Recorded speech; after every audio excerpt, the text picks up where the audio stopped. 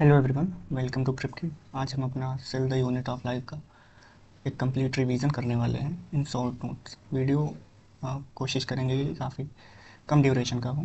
सो चलिए स्टार्ट करते हैं। तो अपना चैप्टर है cell the unit of life. तो सबसे पहला ये आता है कि what is cell. Cell is the structural and functional unit of life. तो सेल जो है ये स्ट्रक्चरल है एंड फंक्शनल है। हमारे जितने भी ऑर्गेनिज्म हैं, अगर वो उनकी एक स्ट्रक्चर है एंड वो फंक्शन कर रहे हैं तो वो सेल के ही कारण है। तो फर्स्ट जो सेल डिस्कवर किया था वो रॉबर्ट हुक थे and Anton von Leeuwenhoek. First living cell इन्होंने डिस्कवर किया था। And second, unicellular organism are capable. एक यूनिसेलुलर ऑर्गेनिज्म है तो किस चीज़ में कैपेबल होगा? इंडिपेंडेंट एग्जिस्टेंस होना चाहिए and perform all functions of life. तो उसे यूनिसेलुलर ऑर्गेनिज्म या फिर यूनिसेलुलर ऑर्गेनिज्म बोलेंगे। Cell theory proposed by Schleiden and Schwann. Cell theory को स्लाइडन एंड सॉन ने प्रपोज किया था। स्लाइडन ने 1838 में। स्लाइडन एक जर्मन बॉटनिस्ट थे एंड सॉन एक जर्मन जूलॉजिस्ट थे। इसमें एक जगह है कि ब्रिटिश जूलॉजी थे बट वो चीज़ चेंज कर दी गई है एनसीईआरटी में। स्लाइडन की जो स्टेटमेंट था, all plants are made up of different type of cell which form plant tissue. ना, डिफरेंट टाइप ऑफ सेल से बने होते हैं जो कि प्लांट टिश्यू को फॉर्मेशन करते हैं। सो हम जो बोलते हैं the bodies of animals are composed of cell and cell product. Next है, Schleiden and Schwann was not able to describe how new cell are form. तो ये उनकी कमी रह गई थी जो कि आगे रॉबर्ट रॉडल्फ विर्चो आते हैं एंड ये final shape of cell theory देते हैं।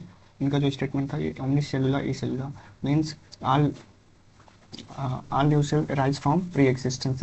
ये वाला स्टेटमेंट था ना। And first, all living organism are made up of cell and cell product. And कुछ इंपॉर्टेंट पॉइंट देख लेते हैं। और outer boundary of plant cell एक सेल वॉल होती है और एनिमल सेल में सेल मेम्ब्रेन होती है। एनिमल सेल में सेल वॉल एब्सेंट होती है।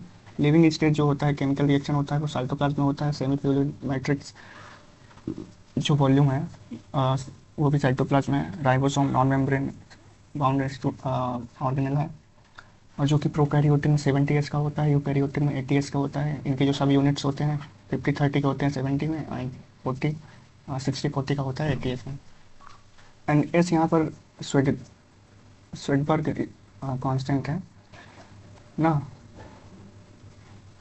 साइज ऑफ बैक्टीरिया देखेंगे तो 3 to 5 micrometre. Mycoplasma smallest living organism है तो 0.3 micrometre and human RBC 7 micrometer.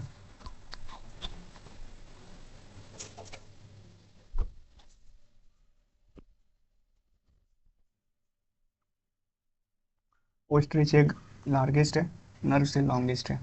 Compartment present होते हैं यूकैरियोटिक सेल में because of membrane bound organelle जो प्रेजेंट होते हैं, जैसे mitochondria and chloroplast.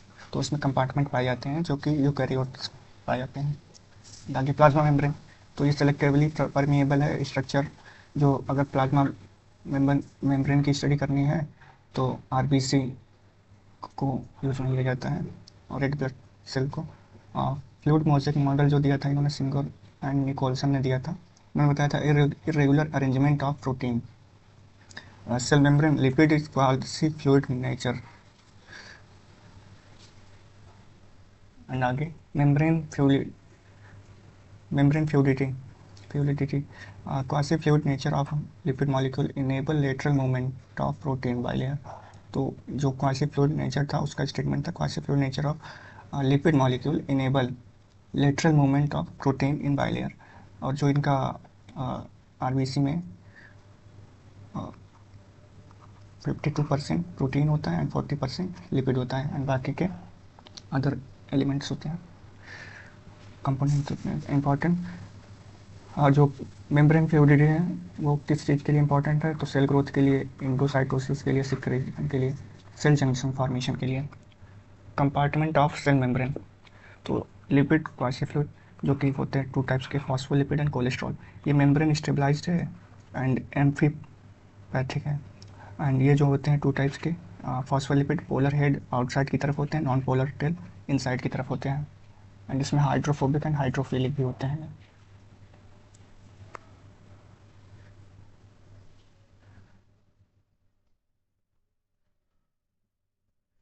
Proteins extrinsic peripheral होते हैं एंड इंटीग्रल। दो टाइप्स के प्रोटीन्स भी होते हैं अपने प्लाज्मा मेम्ब्रेन में, can be removed easily. Peripheral protein जो है वो आसानी से रिमूव किए जा सकते हैं। इंटीग्रल कंप्लीटली ये पूरी तरीके से मेम्ब्रेन में धंसे होते हैं, जो कि आसानी से नहीं निकाले जा सकते। कार्बोहाइड्रेट जो होते हैं प्रेजेंट होते हैं extra cellular surface, glycoprotein glycolipid के फॉर्म में। ट्रांसपोर्ट जो होता है उसमें टू टाइप्स के ट्रांसपोर्ट पाए जाते हैं। पैसिव में डिफ्यूज़न आता है जो कि simple and fasciculated, and passive में ऑस्मोसिस भी आता है जो कि वाटर होता है ना ऑस्मोसिस के कारण। एंड नेक्स्ट है एक्टिव ट्रांसपोर्ट, तो उसका एग्जांपल है सोडियम पोटेशियम पंप। इसमें एनर्जी रिक्वायर्ड होती है, इसमें एनर्जी नहीं रिक्वायर्ड होती। Cell wall non membrane non living and rigid होती है, outer covering of plant cell, fungi, bacteria. Cell wall जो होती है आउटर कवरिंग होती है। फंक्शन अगर बैक्टीरिया पूछे तो ग्लाइकोकैलिक्स हो गया। हाँ, फंक्शंस अगर पूछे तो provide safe protection, damage and barrier. And algae की जो सेल वॉल होती है वो cellulose, galactans, mannans, calcium carbonate की होती है। प्लांट सेल में cellulose, hemicellulose, pectin and protein की होती है। बैक्टीरिया का जो बताती है glycocalyx. Primary cell wall capable of growth dimension with cell maturity and secondary cell wall form toward inner side of cell।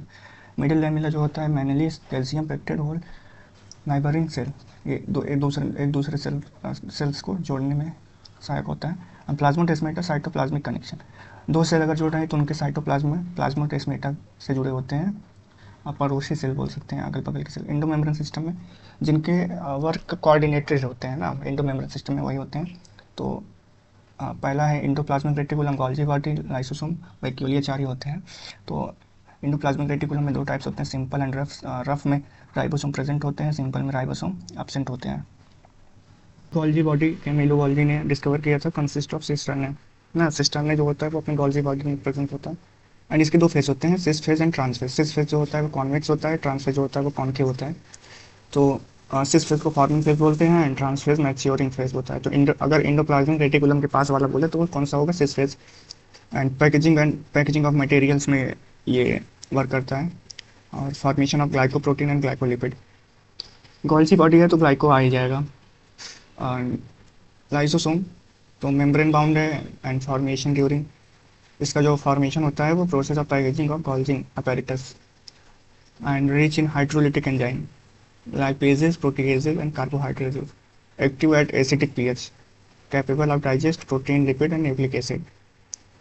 And vacuole जो होता है मेम्ब्रेन बाउंड ऑर्गेनल होता है, और ये साइटोप्लाज्म में पाया जाता है। मेम्ब्रेन जो इसकी होती है वो टोनोप्लास्ट होती है, कंटेन ऑफ एक्सक्रीटरी प्रोडक्ट, इसमें एक्सक्रीटरी प्रोडक्ट स्टोर होते हैं। Movement of material against the concentration gradient, ये वर्ड बहुत इंपॉर्टेंट है, against the concentration gradient. And in amoeba, contractile vacuole helps in osmoregulation and excretion। No amoeba में contractile vacuole जो होता है वो osmoregulation and excretion में वर्क करता है। और अब आ जाते हैं अपना नॉन इंडोमेम्ब्रेन सिस्टम, तो वो होते हैं कौन से, माइटोकॉन्ड्रिया एंड प्लास्टिड। तो माइटोकॉन्ड्रिया में not easily visible in microscope, and double membrane है, डबल मेम्ब्रेन दोनों ही है। इनर कंपार्टमेंट मैट्रिक्स इसमें भी होगा और इसमें भी होगा। Membrane have their own specific enzyme. Outer membrane continuous limiting boundaries and inner membrane cristae, जो इनफोल्डिंग होती है ना माइटोकॉन्ड्रिया में, जो इनफोल्डिंग होती है उसे क्रिस्टे बोलते हैं। And site of aerobic respiration, ये तो पता है। And power house of cell, ATP के फॉर्म में एनर्जी स्टोर रहती है। Single double stranded circular DNA present होता है, एंड राइबोसोम भी प्रेजेंट होता है इनका 70S वाला। No number and size, shape, structure variable in length ना, वेरिएबल होगा हर एक ऑर्गेनिज्म में, इनका जो नंबर होगा, साइज होगा, शेप होगा, स्ट्रक्चर होगा, वो अलग अलग होगा। एंड लेंथ जो होती है 1 to 4 माइक्रोमीटर लगभग, एंड जो इसकी चौड़ाई होती है 0.2 से लेकर 1 माइक्रोमीटर। एंड अब आ जाएंगे हम क्लोरोप्लास्ट या फिर प्लास्टिड। तो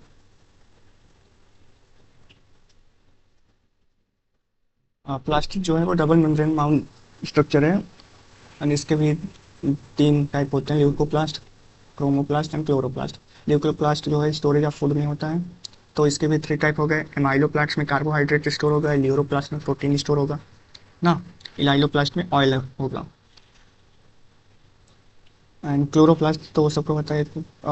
क्लोरोप्लास्ट में सबको पता है फैट सॉल्युबल पिगमेंट होते हैं present in thylakoid, chlorophyll, carotenoid, light energy को ट्रैप करता है। एंड क्रोमोप्लास्ट सॉल्युबल पिगमेंट होते हैं, कैरोटीनॉइड, ज़िंथोफिल होता है, बट ये लाइट एनर्जी को ट्रैप नहीं करता ना, तो ये डिफरेंस हो जाएगा क्रोमोप्लास्ट में एंड क्लोरोप्लास्ट में।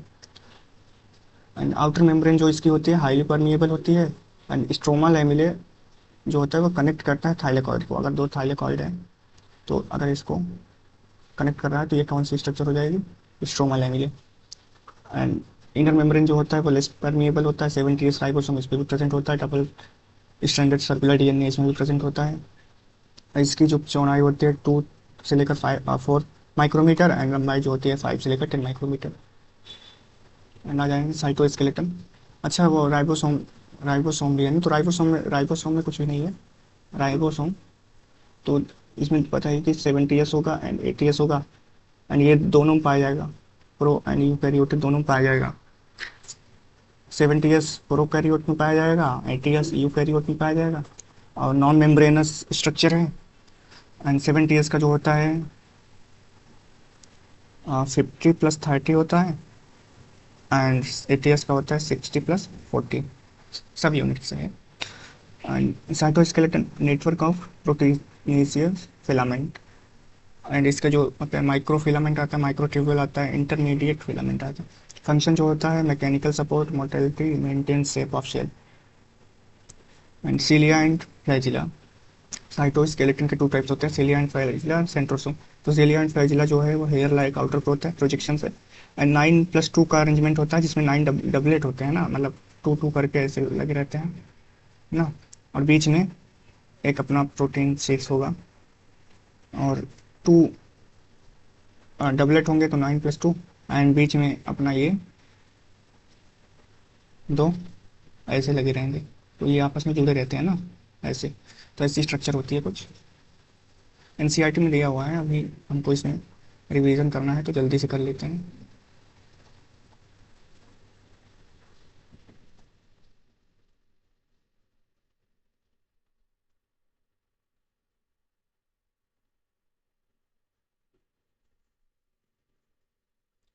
नाइन प्लस टू का अरेंजमेंट होता है, 9 रेडियल स्पोक हो गए।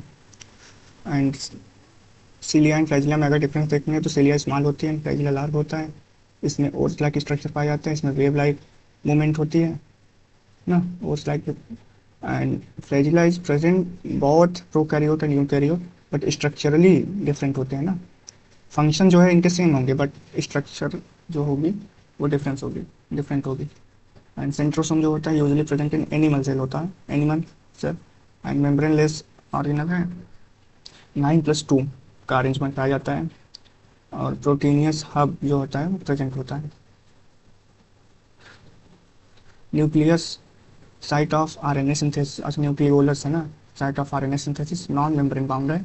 और न्यूक्लियस डिस्कवर जो किया था वो किसने किया था, रॉबर्ट ब्राउन ने किया था। क्रोमोसोम देख लेते हैं एक बार।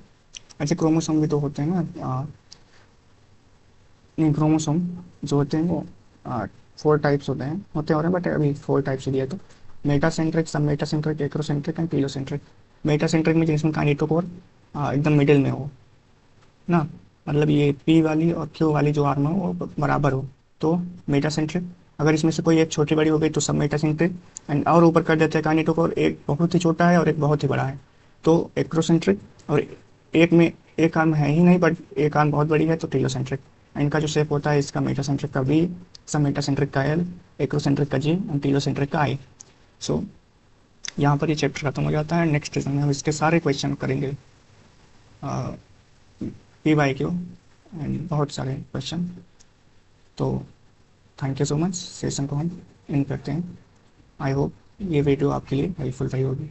Thank you.